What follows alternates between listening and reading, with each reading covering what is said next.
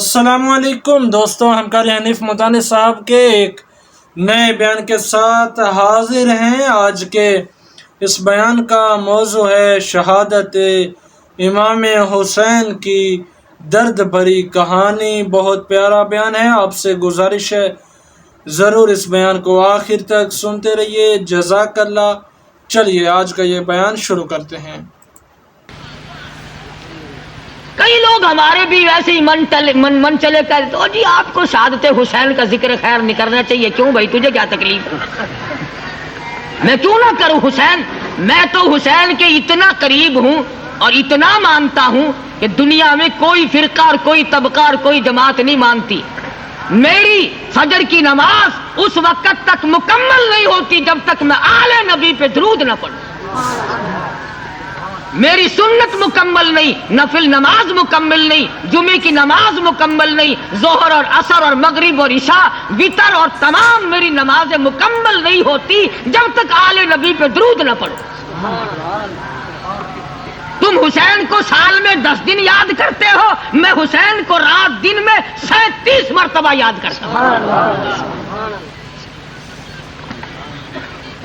اور میں حسین کو ہائے حسین کہہ کے یاد نہیں کرتا، میں واہ حسین کہہ کے یاد کرتا ہوں۔ اس لیے حسین کا سبق میں نے یاد کیا، تم بھلا بیٹھے۔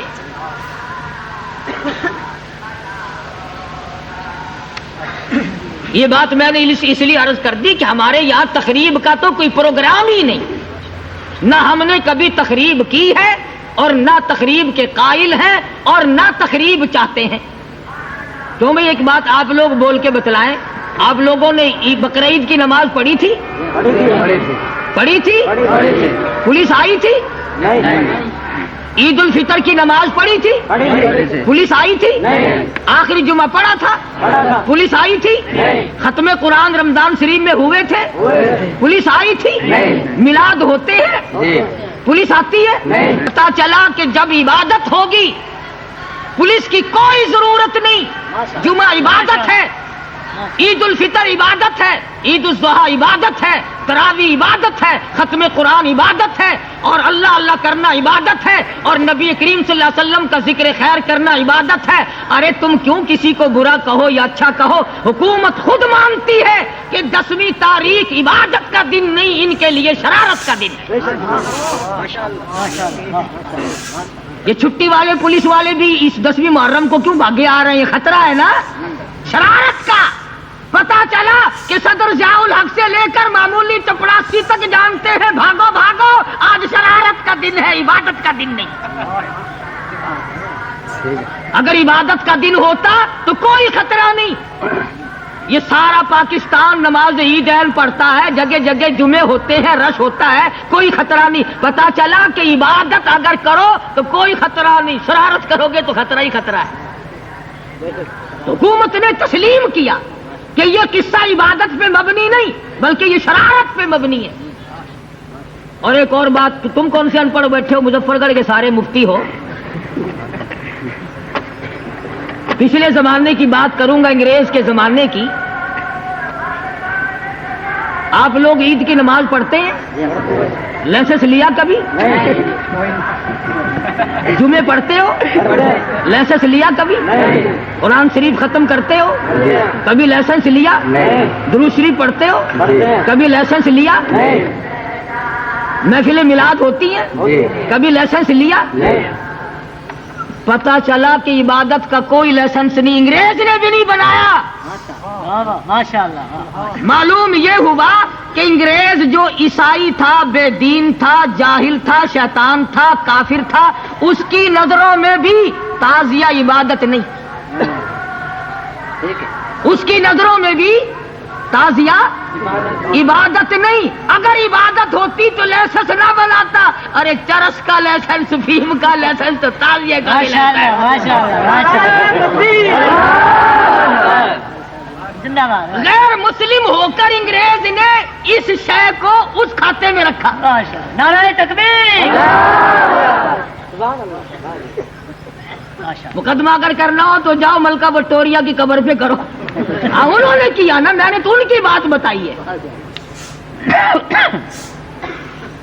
عبادت اگر ہو تو اس میں کوئی گڑبڑ نہیں، اور پھر ساری دنیا عبادت کرتی ہے اپنے اپنے معبد خانے میں، یہ اچھی عبادت ہے کہ سر پہ اٹھا کے چل دو عبادت کو بھائی؟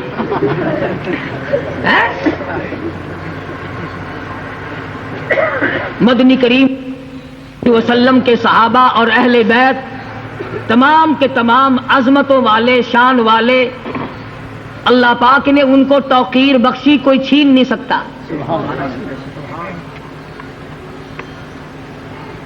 جس نے کلمہ پڑھنے کے بعد ایمان کی حالت میں حضور صلی اللہ علیہ وسلم کے چہرے انور کا دیدار کیا، اسے کیا کہتے ہیں؟ صحابی۔ جس کی آنکھ نے ایمان کی حالت میں سرکار مدینہ صدقہ دو صلی اللہ علیہ وسلم کا دیدار کیا، وہ تو صحابی۔ اور جس کو نگاہ نبوت نے ایک مرتبہ نہیں لاکھوں مرتبہ پیار سے دیکھا ہو، وہ ہے حسین۔ لاکھوں مرتبہ دیکھا۔ کس گود میں پرورش پائی، کس گھر میں پرورش پائی، خداوند کریم نے اس گھر کو اتنا نوازا۔ صحابہ کرام کا بہت بڑا مجمع ہے، اور مدنی کریم صلی اللہ تعالی علیہ وسلم تشریف فرما ہے۔ آ گیا ایک مسافر، کافر ہے، بوڑھا ہے، کہنے لگا نبی اللہ میں ہوں تو مسافر ہوں بھی کافر، تیرا ماننے والا نہیں، گھر بڑا دور ہے، ایک سواری کا سوال کرتا ہوں۔ چاہیے تھا نا کہ حضور فرما دیتے کہ یہاں تیرے لیے سواریوں کا کارخانہ لگا ہوا ہے، ہمارے پاس تو اپنوں ہی کے پاس پوری نہیں ہے، تجھے کیسے دے دے؟ واہ میرے آقا حضرت محمد الرسول اللہ صلی اللہ تعالی علیہ وسلم کا دریائے کرم جوش میں آ گیا۔ فرمانے لگے او لوگو، آج جو مجھے سواری دے میں جنت میں اعلیٰ درجے کی سواری کا وعدہ کرتا ہوں۔ عبادہ بن ثابت رضی اللہ تعالیٰ عنہ اٹھے اور اپنی اونٹنی ڈاچی لی، حضور صلی اللہ علیہ وسلم کے حوالے کر دی۔ آپ نے اس کافر مسافر کے حوالے کر دی، لے اپنا سفر پورا کر لے۔ اب وہ کہنے لگا جی مجھے کپڑا بھی چاہیے، تو اب تو فرما دیتے کہ یہاں کوئی ٹیکسٹائل ملز کھلا ہوا ہے، ارے ایک چیز تجھے دے دی۔ مدنی کریم صلی اللہ تعالی علیہ وسلم کھڑے ہو گئے، فرمانے لگے لوگو، آج جو مجھے کپڑا دے میں جنت میں اعلیٰ درجوں کے جوڑوں کا وعدہ کرتا ہوں۔ ارے تکبیر! ایک صحابی اٹھا، اس نے کپڑا حضور کے حوالے کر دیا، اس نے مسافر کے حوالے، حضور صلی اللہ علیہ وسلم نے مسافر کو عطا کر دیا۔ اس کے بعد وہ کہنے لگا مجھے بھوک لگی ہے، کھانا کھلاؤ۔ اب بھی نہیں فرمایا کہ تو ہیل گیا، تجھے تو عادت پڑ گئی، اب جا کے کوئی اور دروازہ دیکھ۔ فرمانے لگے او لوگو، کون ہے جو آج میں محمد الرسول اللہ صلی اللہ علیہ وسلم کو کھانا دے، میں جنت میں اعلیٰ درجے کے کھانوں کا وعدہ کرتا ہوں۔ علماء کرام نے لکھا اس سوال کا جواب نہ ملا۔ 300 صحابہ کرام کا مجمع بیٹھا ہے، جواب اس لیے نہیں ملا کہ 300 صحابہ میں سے ایک بھی ایسا نہیں جس کا 3 دن سے کم کا فاقہ ہو۔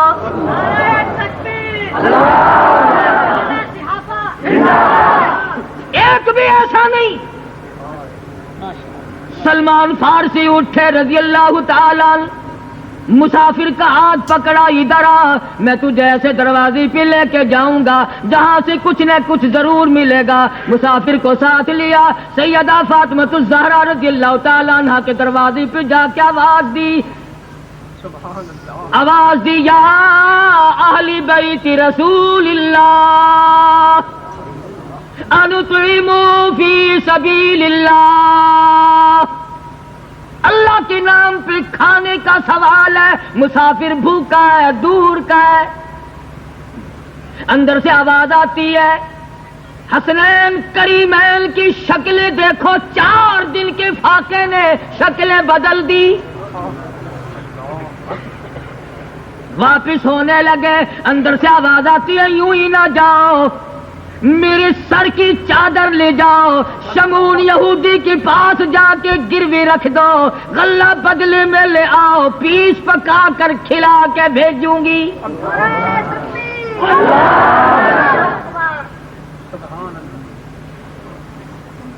سلمان فارسی نے چادر لی، یہودی کے پاس جا کر کے سودا کیا۔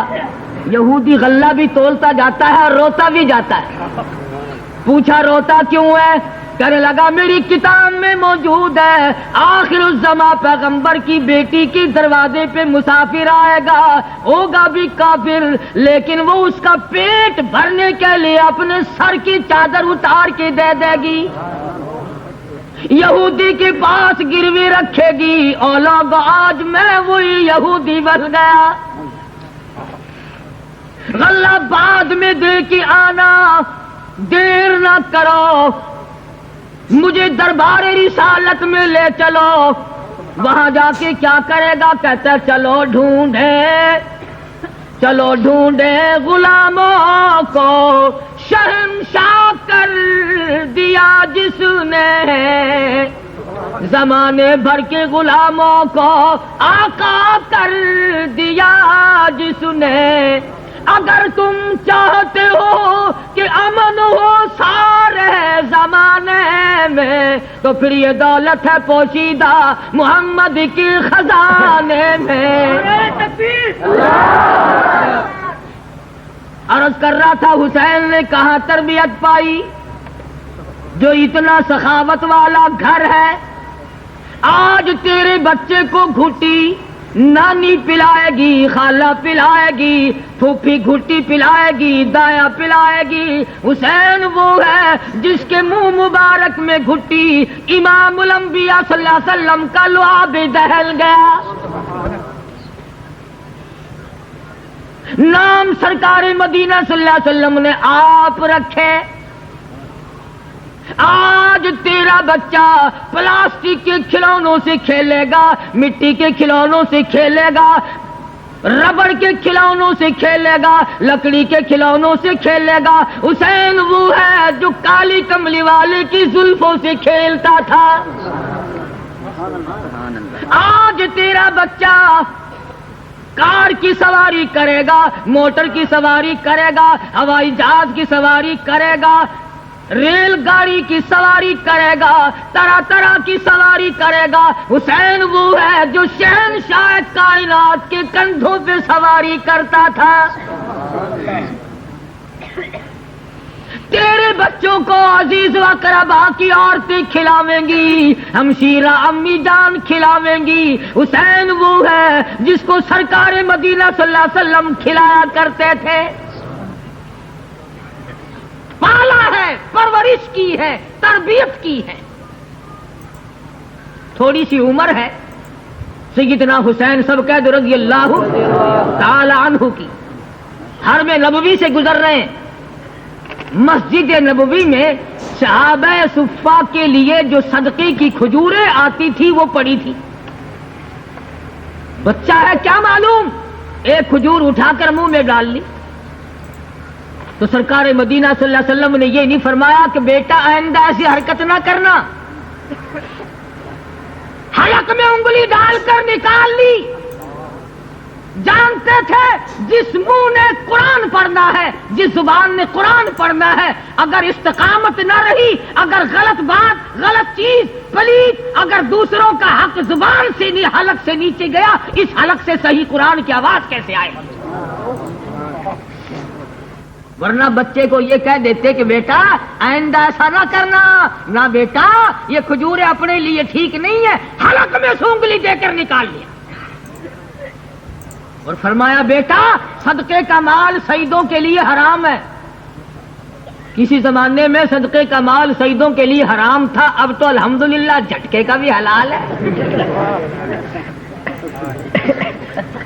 کون سا افسر ہے سید جو رشوت نہیں لیتا؟ کون سا ہے لاؤ میدان میں، ہم جانچ کر کے بتلا دیں گے۔ یہ جھٹکے کا مال نہیں۔ کون سا ذمہ دار ہے جو مزاروں اور ادھر ادھر کے غریب لوگوں کو تنگ نہیں کرتا؟ یہ جھٹکا نہیں۔ کون سا تاجر ہے جو ملاوٹ کر کے گاہکوں کے ساتھ کمائی نہیں کرتا؟ یہ جھٹکا نہیں؟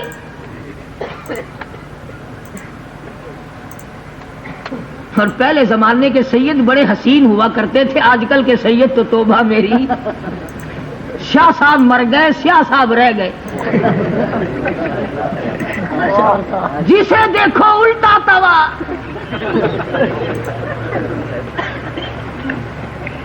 کالا بتاؤ، سید اور کالا، اور رگوں میں خون حسین کا، اور شکل صحیح نہیں۔ فاطمہ الزہرا کا مقدس خون جس کی رگوں میں ہوگا وہ صورت کا بھی حسین ہوگا، سیرت کا بھی حسین ہوگا۔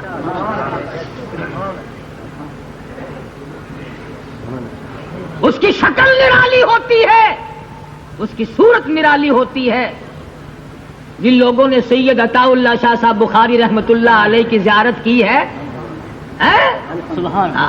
سید ایسا ہوتا ہے، دل کرتا دیکھتے ہی رہو، دیکھتے ہی رہو۔ اور ایک ہمارا زمانہ ہے، کنڈکٹر کہتا ہے شادی روکے، سارے کنڈکٹر سید، سارے ڈرائیور سید، سارے کوچوان سید۔ نہ سارا پاکستان سیدوں سے کیسے بھر گیا یہ سمجھ میں نہیں آئی، یہ برآمد کہاں سے ہوئی؟ اللہ اکبر، اللہ اللہ۔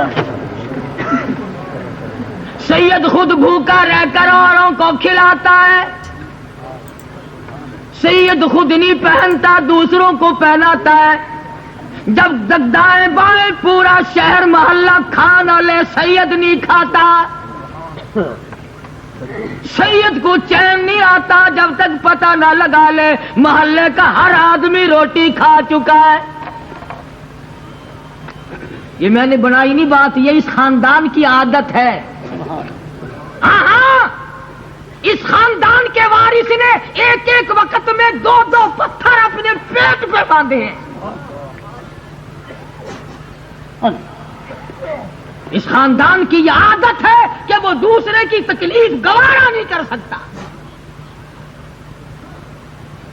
سیدنا حسین رضی اللہ تعالی عنہ مدنی کریم صلی اللہ علیہ وسلم سے قرآن کریم سیکھتے ہیں، یاد کرتے ہیں، براہ راست شاگرد ہیں۔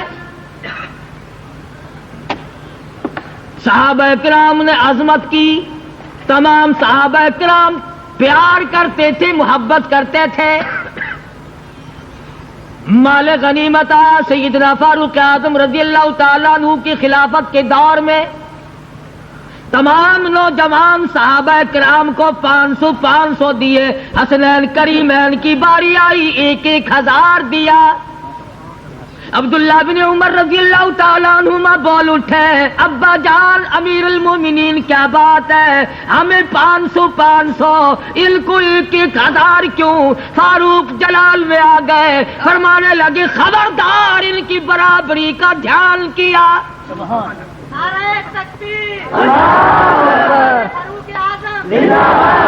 تمہیں کیا معلوم ہے، اپنی اماں کو دیکھ، ان کی اماں کو دیکھ، اپنے نانا کو دیکھ، ان کے نانا کو دیکھ،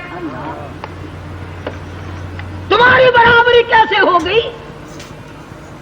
یہ اس فاطمہ الزہرا کے لخت جگر ہے جس نے آخری وقت میں شیر خدا کو بلایا اور فرمانے لگی میری ایک وصیت ہے، میرا ایک کہنا جس کو پورا کرنا، اگر دن میں میرا انتقال ہو جائے جنازہ پھر بھی رات کو اٹھانا۔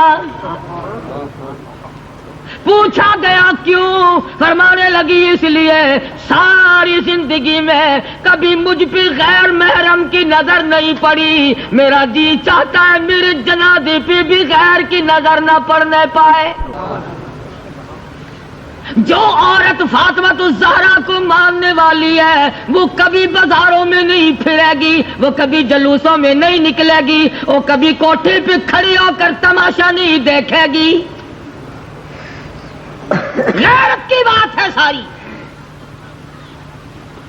سیدہ فاطمہ الزہرا رضی اللہ تعالیٰ عنہا کی غیرت کا پاس پروردگار عالم نے بھی فرمایا حدیث پاک میں آتا ہے میدان حشر برپا ہوگا، پل صراط سے رسول گزر رہے ہوں گے، انبیاء گزر رہے ہوں گے، پیغمبر گزر رہے ہوں گے، صحابہ گزریں گے، غوث گزریں گے، ابدال گزریں گے، قطب گزریں گے، آئے گی فاطمۃ الزہرا کی باری، اعلان کیا جائے گا اے کلیم اللہ، او خلیل اللہ، اے ذبیح اللہ، اے نوح نجی اللہ، اے پیغمبروں، اے رسولوں، اے صحابہ، اے ابدالو، اے غوثو، تمام کے تمام یغضوا من ابصارکم، اپنی نظروں کو نیچا کر لو کیونکہ پل صراط سے خاتون جنت گزرنے والی ہے۔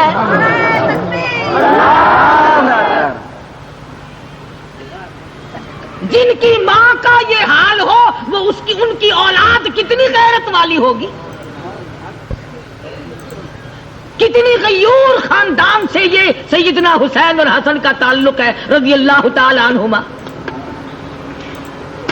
اور ان کی غیرت کا پتہ چلتا ہے ان واقعات سے جو آج غلط رنگ میں تمہارے سامنے دہرائے جا رہے ہیں۔ پہلے ایک بات سمجھ لیں آپ، نہ تو یہ واقعہ قرآن کریم کا، نہ یہ واقعہ نبی کے فرمان میں موجود، حضور صلی اللہ علیہ وسلم سے تقریباً 52-53 سال بعد ہوا ہے یہ واقعہ۔ اللہ اللہ اکبر۔ میدان کربلا میں جو واقعہ پیش آیا، ہمارے بیچارے ان پڑھ لوگوں کو تو یہ بھی پتہ نہیں کہ یہ واقعہ موسیٰ علیہ السلام کے زمانے کا ہے یا حضور کے زمانے کا ہے۔ بے شک بے شک۔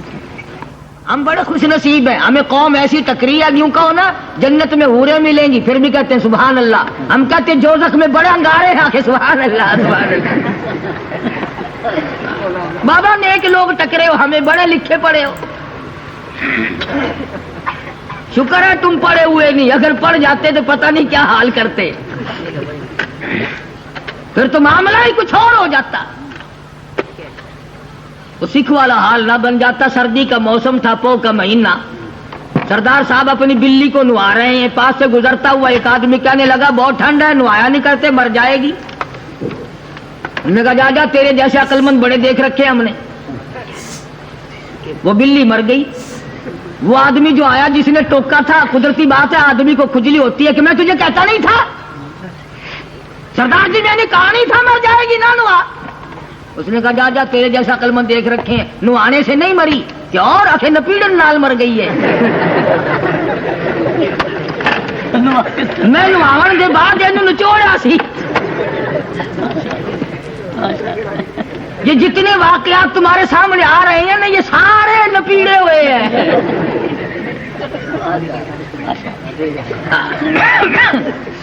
آخر کھجی دیو باہروں راوی دے دا پیا ہے۔ نہ ایمانداری سے بتلاؤ، خاندان نبوت اجڑ رہا ہو، گلشن محمد کو لوگ اجاڑ رہے ہو، اور کوئی کھڑا ہو کے روایت کرتا رہے، وہ بے ایمان نہیں؟ نہ ایمانداری سے بتلاؤ، میں جو ذکر کر رہا ہوں اور ابھی میں بتلاؤں گا کہ ان پر کتنے ظلم و ستم ہوئے، تمہارا خود کا دل کرے گا کہ اب اگر کوئی موقع ایسا آئے نا تو ہم خود رگڑا دیں گے ظالموں کو۔ دل چاہتا ہے کہ نہیں؟ جس نے کالی کملی والے کا گلشن اجاڑ دیا، اس سے بڑا ظالم کون ہے؟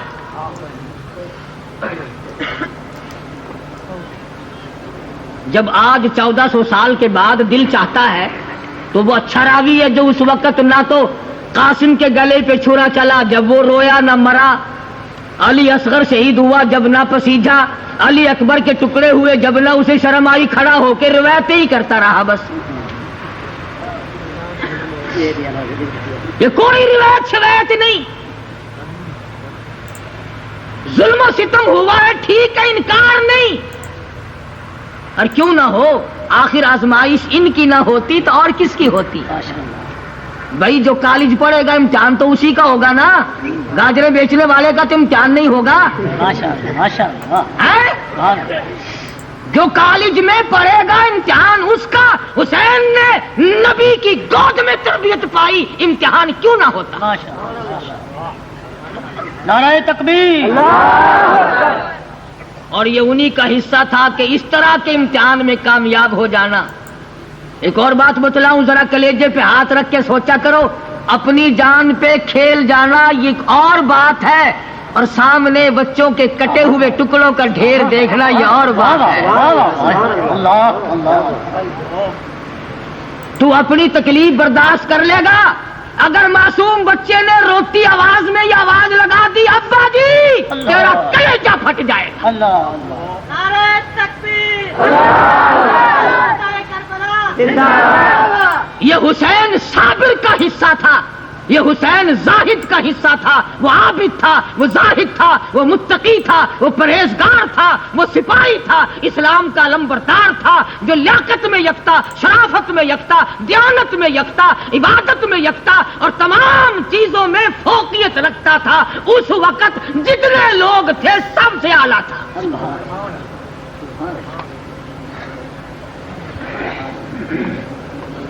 سیدنا حسین سب قید رضی اللہ تعالی عنہ مدینے سے ہجرت فرما کر کے مکہ پاک میں تشریف لے آئے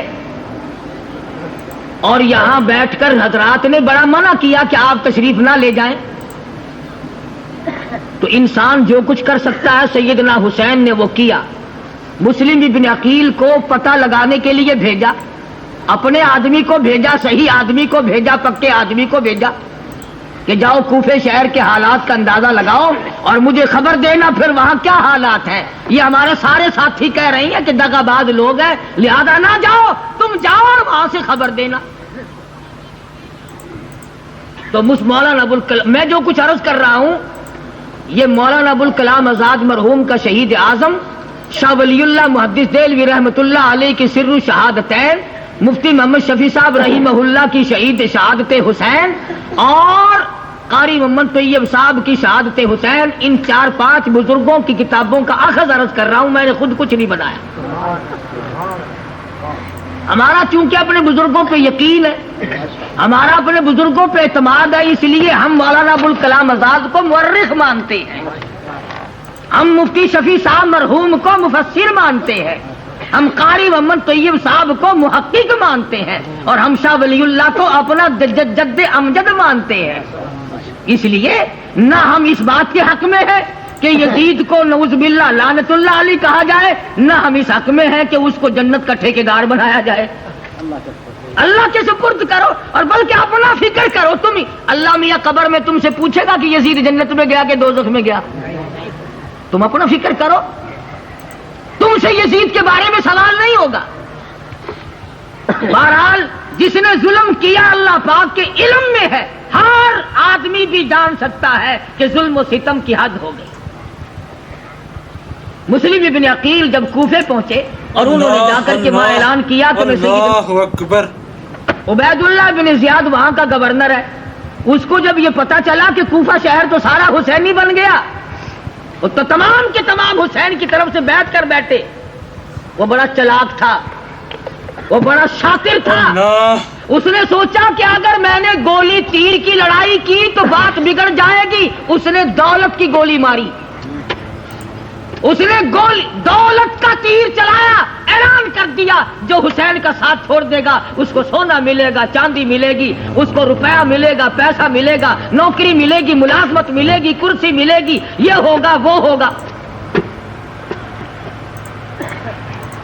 اب یہ کلمہ گو جو لوگ ہوتے ہیں نا، ان کے درجوں کا بھی کچھ کہنا ہی نہیں، اور جب یہ گرنے پہ آئے تو اس کی بھی کوئی حد نہیں۔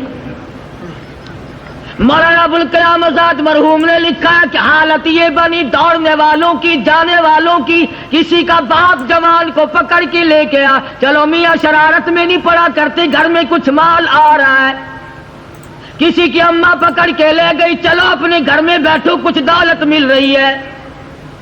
مولانا لکھتے ہیں ظہر کی نماز میں 40,000 آدمی ظہر کے وقت حضرت کا مرید تھا، عصر کی نماز میں 18,000 رہ گیا، مغرب کی نیت باندھی تو 500 تھے، سلام پھیرا تو ایک بھی نہیں،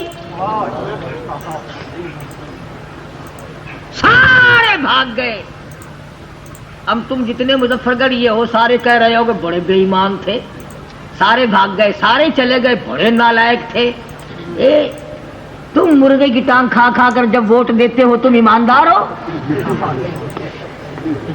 کاروں میں گھومتے ہو، چائے کی پیالی پیتے ہو، 7 اپ پانی کی جگہ چڑھاتے ہو،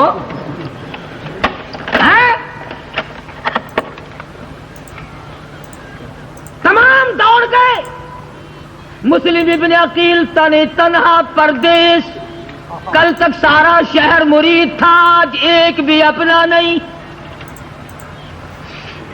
گلی سے گزر رہے ہیں، جاتے جاتے ایک دروازے پہ بیٹھ گئے، عورت نے دروازہ کھولا، آپ کون ہے؟ فرمایا مسافر ہوں، پردیسی ہوں، خاندان نبوت کا ایک فرزند ہوں، میرا یہاں کوئی نہیں۔ عورت کہنے لگی کیا آپ مسلم ابن عقیل ہیں؟ فرمایا بالکل پہچانا میں وہی ہوں، لیکن ایمان والی تھی۔ کہنے لگی تیرا گھر میں رکھنا خطرے سے خالی نہیں، پر آج ڈرتی ہوں کل قیامت میں یہی سوال نہ ہو جائے، کالی کملی والا میرا دامن پکڑ کے پوچھ نہ لے میرے فرزند کو جگہ نہ دی، آج میں تجھے جگہ کیسے دوں؟ اندر بٹھایا، خدمت کی، مہمانداری کی، اور خوش ہوئی کہ مجھے کوئی پرواہ نہیں، ادھر انعام مقرر ہو گیا، جو پکڑ کے لائے گا اس کو اتنا روپیہ ملے گا۔ خدا کی قسم کلمہ پڑھنے والے، نمازیں ادا کرنے والے، مسلمان کہلانے والے انعام لینے کے لیے مسلم ابن عقیل کو تلاش کرتے پھرتے۔ تم کہو گے کہ بڑے بے ایمان تھے، تلاش کرتے پھرتے تھے پکڑوانے کے لیے۔ یہ کبھی کبھی ہمارے پیچھے پولیس لگ جاتی ہے، تم نہیں پکڑواتے ہمیں؟ اچھا جی میں مجبور ہوں، سرکاری ملازم ہوں۔ تم مجبور ہو تو وہ کوفے والے بھی تو عبید اللہ کے نوکر تھے، وہ نہیں مجبور تھے، پھر ان کی برائی کیوں کرتے ہو؟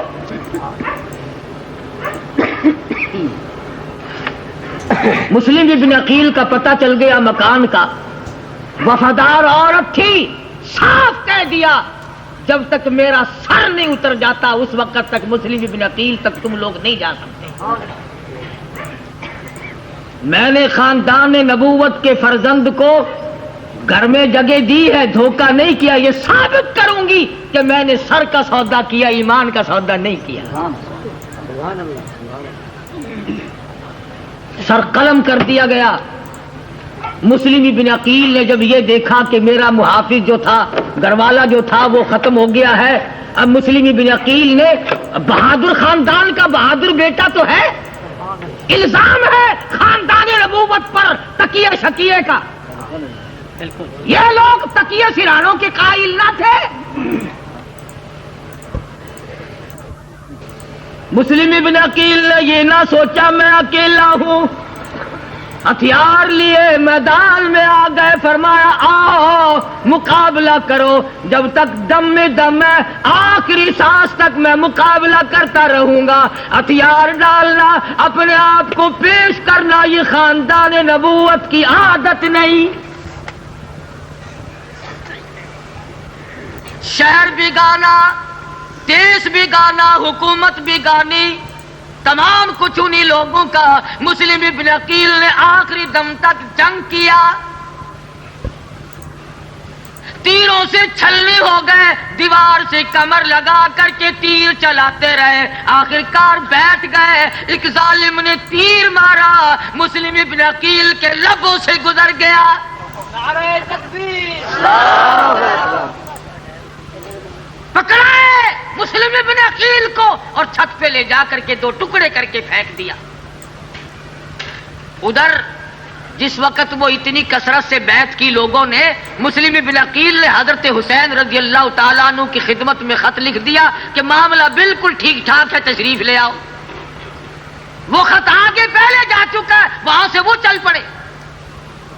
راستے میں پتہ لگا کہ مسلم ابن عقیل کو بے دردی سے شہید کر دیا گیا، تو سیدنا حسین رضی اللہ تعالی عنہ نے ایک تمام لوگوں کو اکٹھا کر کے خطبہ دیا، فرمایا معاملہ کھٹن ہے اور ایسا معلوم ہوتا ہے کہ موت قریب ہے، میں تمام کو اجازت دیتا ہوں، تم اپنی عورتوں کو بیوہ نہ کراؤ، تم اپنے بچوں کو یتیم نہ کراؤ، خود اجازت دیتا ہوں چلے جاؤ۔ اور یہی عادت ہے خاندان نبوت کی کہ وہ خود مرتے ہیں، دوسروں کو مارنے کے درپے نہیں ہوا کرتے۔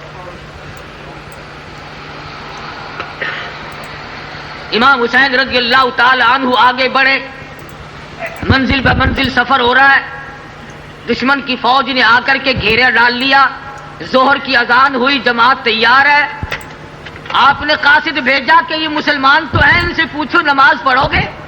انہوں نے کہا ہاں پڑھیں گے۔ فرمایا میرے پیچھے پڑھو گے کہ ہاں آپ کے پیچھے پڑھیں گے؟ مجھے امام مانتے ہو؟ صحیح کہ ہاں بالکل۔ انہوں نے کہا پھر آؤ کہ ہمارا تو وضو نہیں ہے اور پانی ہے نہیں۔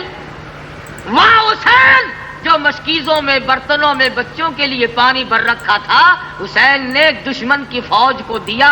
ہمارا اللہ وارث ہے، تم وضو کر کے نماز پڑھو، مسلمان کی نماز کا قضا ہونا ٹھیک نہیں۔ اللہ اکبر، اللہ اللہ، اتنا سخی تھا حسین، ایسے وقت میں سبحان پانی دیا۔ اللہ۔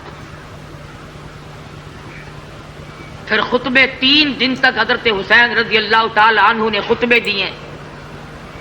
فرمایا لوگوں میرا حسب نسب پہچانو، اس وقت اللہ کی زمین پہ آسمان کے نیچے میرے سوا نبی کا کوئی نواسا نہیں۔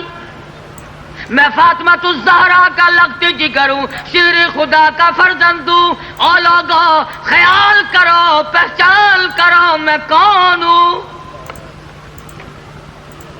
میرے خون میں ہاتھ رنگنے سے تمہیں کیا ملے گا مجھے یاد نہیں۔ فرمایا ساری عمر میں نے جھوٹ کبھی نہیں بولا۔ فرمایا تمام عمر میں نے کبھی بدکاری نہیں کی۔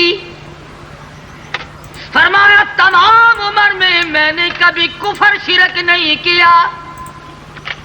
فرمایا تمام عمر میں ایک نماز میں نے قضا نہیں کی۔ پھر کیا وجہ ہے؟ میری خطا بتاؤ، میرا قصور بتاؤ، میرا گناہ بتاؤ، کس وجہ سے تم میرے در پہ ہو؟ میرے در پہ ہونے سے تمہیں حاصل کیا ہوگا، تمہیں ملے گا کیا؟ انہوں نے کہا جی ہم تو اور کچھ نہیں جانتے، یہاں کھڑے کھڑے آپ بیعت کا اعلان کر دیں، بیعت کا اعلان کر دیں، آپ ووٹ دے دیں وقت کی گورنمنٹ کے حق میں۔ یہ جو گورنمنٹ ہے نا، گورنمنٹ خدا پناہ دے، اس کا نشہ ہائے ہائے ہائے، اس کا نشہ بڑا ہے۔ صدیے تو نہیں گزر گئی، ایک کہنے والے نے کہا نہیں تھا میری کرسی بڑی مضبوط ہے؟ تھوڑے سے دن گزرے کہ لوگوں نے دیکھا جیسے سوکھی ہوئی توری نہیں لٹکتی۔ نشہ خدا جانے کیا کیا کراتا ہے حکومت کا اور کیا کیا کہلواتا ہے۔ تم ایک اس گورنمنٹ کو لیے پھرتے ہو، ہزاروں گورنمنٹ اس قسم کی آئی ہیں جنہوں نے بڑے بڑے ظلم ڈھائے، بڑے بڑے ستم کیے۔ تاریخ کا مطالعہ کرو، تمہیں ابو حنیفہ کا جنازہ جیل سے نکلتا دکھائی دے گا۔ تاریخ کا مطالعہ کرو، تمہیں ابن تیمیہ کا جنازہ جیل سے نکلتا دکھائی دے گا۔ آگے بڑھو، کتابیں پڑھو، تمہیں احمد بن حنبل کی پیٹھ پہ کوڑے برستے دکھائی دیں گے۔ تمہیں امام مالک کو مدینے کی گلیوں میں گھسیٹتا ہوا نظر آئے گا۔ تم جب پڑھو گے تمہیں پتہ چلے گا کہ شہید مدینہ داماد رسول سیدنا عثمان ذی النورین کا جنازہ چل رہا ہے اور پتھروں کی بارش ہو رہی ہے۔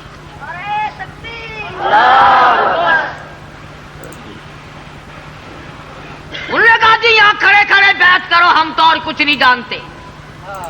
سیدنا حسین رضی اللہ تعالیٰ عنہ نے 3 تجویزیں رکھی۔ فرمایا پہلے تو میری اور اپنے حکمراں کی ملاقات کراؤ۔ وہ کہنے لگے کہ وہ حضرت امیر معاویہ رضی اللہ تعالیٰ عنہ کا بیٹا ہے، تو حضرت علی رضی اللہ تعالیٰ عنہ کا بیٹا ہے، اگر تم مل گئے تو پھر ہم نے کیا کھٹیا؟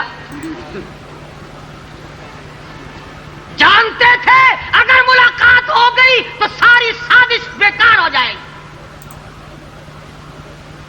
علماء کرام نے یوں لکھا ہے کہ سیدنا حسین رضی اللہ تعالی عنہ کی شکل صورت حضور صلی اللہ علیہ وسلم کی صورت کے مشابہ تھی۔ اہل مدینہ کہتے ہیں جب ہم تڑپتے تھے، جب ہم پھڑکتے تھے، جب ہم چیختے تھے، چلاتے تھے اور حضور کی صورت دیکھنے کو جی چاہتا تھا تو حسین کو دیکھ لیا کرتے تھے۔ جانتے تھے درمیان والے اگر ان کی ملاقات ہو گئی تو بات گئی۔ پھر فرمایا اگر یہ نہیں مانتے کسی سرحد پہ بھیج دو، میں جہاد میں مصروف ہو جاؤں گا، آخر میں شیر خدا کا فرزند ہوں، میری رگوں میں فاطمہ الزہرا کا مقدس خون ہے۔ اور یہ بھی نہیں مانتے مجھے وہاں جانے دو جہاں سے میں آیا ہوں، واپس چلا جاتا ہوں۔ انہوں نے کہا جی ہمیں تو تینوں باتیں منظور نہیں ہیں، ہم تو ایک بات جانتے ہیں کہ یہاں کھڑے کھڑے اسی حالت میں بیعت کا اعلان کرو، یعنی وقت کی گورنمنٹ کے حق میں ووٹ دے دو۔ امام حسین نے فرمایا کہ پھر تم نے مجھ کو پہچانا ہی نہیں، تم نے مجھ کو جانا ہی نہیں، تم نے مجھے میری شناخت نہیں کی، تم بیگانے ہو مجھ سے۔ اگر آج میں سر جھکا دوں ظالم کے سامنے قیامت تک، پھر سبق کون دے گا کہ ظالم کے سامنے سر کٹایا کرتے ہیں، جھکایا نہیں کرتے؟ یہ سبق کون دے گا؟ پھر غلط بات ہے، اس طرح سے ووٹ میں نہیں دوں گا۔ جنگ شروع ہو گئی، سارا خاندان ذبح ہو گیا۔ سیدنا حسین رضی اللہ تعالیٰ عنہ نے خواتین کو، اپنے تمام ساتھیوں کو تلقین کر دی، قرآن کریم سنا دیا، استعینوا بالصبر والصلاۃ۔ سبحان اللہ، سبحان اللہ۔ دوستو، یہ تھا آج کا قاری حنیف ملتانی صاحب کا خوبصورت سا مکمل بیان جو آپ نے سنا۔ میں امید کرتا ہوں آپ کو یہ بیان ضرور پسند آیا ہوگا۔ اس بیان کے آخر میں دوستو ہم آپ سے شیئر کرنے والے ہیں، زندوں کی باتوں سے میت کو تکلیف پہنچنے اور اسے برا کہنے کی ممانعت کا بیان۔ ام المومنین حضرت سیدنا عائشہ صدیقہ رضی اللہ تعالی عنہا روایت کرتی ہیں کہ حضور نبی رحمت صلی اللہ علیہ وسلم نے ارشاد فرمایا، ان المیت یوزیہ فی قبرہ ما یوزیہ فی بیتہ، یعنی جو چیز میت کو گھر میں تکلیف دیتی ہے وہ اسے قبر میں بھی تکلیف دیتی ہے۔ حضرت سیدنا امام قرطبی علیہ رحمۃ اللہ الوالی فرماتے ہیں، ممکن ہے کہ اللہ عز و جل کوئی لطیف شے جسے فرشتہ یا کوئی علامت یا دلیل یا پھر اپنی مشیت کے مطابق کچھ اور پیدا فرما دیتا ہو، جس کے ذریعے زندوں کی جانب سے میت تک تکلیف دہ افعال و اقوال پہنچتے ہوں۔ بس یہاں مردوں کے بارے میں بری بات کہنے پر سختی فرمائی گئی ہے۔ مزید فرماتے ہیں، اس روایت سے مراد فرشتے کا مردے کو تکلیف دینا بھی ہو سکتا ہے کہ وہ اسے گناہوں سے پاک و صاف کرنے کے لیے دھمکاتا اور سختی کرتا ہے۔ ام المومنین حضرت سیدنا عائشہ صدیقہ رضی اللہ تعالی عنہا سے مروی ہے کہ حضور نبی اکرم رؤوف الرحیم صلی اللہ علیہ وسلم نے ارشاد فرمایا، مردوں کو برا مت کہو، کیونکہ جو انہوں نے آگے بھیجا تھا وہ اس تک پہنچ گئے۔ حضرت سیدنا صفیہ بنت شیبہ رضی اللہ تعالی عنہا بیان کرتی ہیں کہ حضور نبی کریم صلی اللہ علیہ وسلم کے سامنے ایک فوت شدہ شخص کا برائی کے ساتھ تذکرہ ہوا تو ارشاد فرمایا، اپنے مردوں کا ذکر بھلائی کے ساتھ ہی کیا کرو۔ حضرت سیدنا عبداللہ بن عمر رضی اللہ تعالیٰ عنہما روایت کرتے ہیں کہ حضور نبی پاک صلی اللہ علیہ وسلم نے ارشاد فرمایا، اذکروا محاسن موتکم وکفوا عن مساوئہم، یعنی اپنے مردوں کی خوبیاں بیان کرو اور ان کی برائیوں سے باز رہو۔ ام المومنین حضرت سیدنا عائشہ صدیقہ رضی اللہ تعالی عنہا بیان کرتی ہیں کہ میں نے حضور نبی مکرم صلی اللہ علیہ وسلم کو ارشاد فرماتے سنا، اپنے مردوں کا تذکرہ بھلائی سے ہی کیا کرو، اگر وہ جنتی ہوئے تو تم گناہ گار ہوں گے، اور اگر وہ دوزخی ہوئے تو انہیں وہی کافی ہے جس میں وہ مبتلا ہے۔ اللہ اکبر۔ دیکھیے دوستو، ہمیں اس گفتگو میں کس قدر پہلو سمجھنے کو ملا کہ اپنے مردے جو اس دنیا سے اب جا چکے، وہ اپنے انجام کو پہنچ چکے ہیں۔ سب کچھ اگر وہ برے کرتے رہے تو انہیں سزا مل رہی ہے، وہ اپنی سزا کو پہنچ چکے، اور اگر اچھا عمل کرتے رہے ہیں تو وہ اپنی جزا پا رہے ہیں۔ آپ کے برا کہنے سے اس پر کوئی فرق نہیں پڑتا۔ اللہ اکبر۔ دوستو، یہ تھا آج کا پیارا سا بیان جو آپ نے سنا۔ آخر میں ڈیلی کی طرح یہی گزارش ہے، اگر آپ نے ابھی تک چینل کو سبسکرائب نہیں کیا تو ضرور کر لیجئے، اور ساتھ ہی میں بیل نوٹیفیکیشن کو ضرور پریس کیجئے تاکہ اسی طرح قاری صاحب کے بیانات آپ تک پہنچتے رہیں۔ جزاک اللہ۔ ہم انشاءاللہ پھر سے ملیں گے قاری صاحب کے خوبصورت ایک نئے پیارے سے بیان کے ساتھ۔ اپنے پیاروں کا، اپنے اہل و عیال کا خیال رکھیے۔ اللہ حافظ۔